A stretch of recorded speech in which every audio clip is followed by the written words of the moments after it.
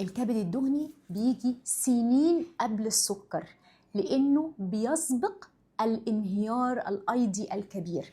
كبد دهني يعني جسم عنده مقاومة أنسولين قوية جدا، لخبطة في الهرمونات ومش عارف يتعامل مع السكر ولا مع الدهون.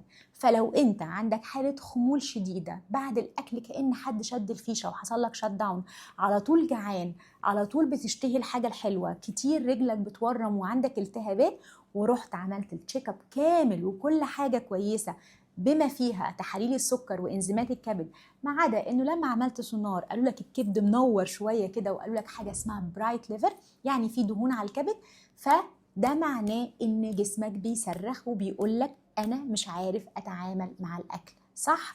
انت محتاج تاخد بالك مني وتغير نمط حياتك، ودي الصرخه المهمه اللي لازم نسمعها قبل الانهيار الايضي الكبير. محدش بيجيله سكر بين يوم وليله، سنين قبلها الجسم بيصرخ، بس احنا اللي ما بنسمعش الصوت.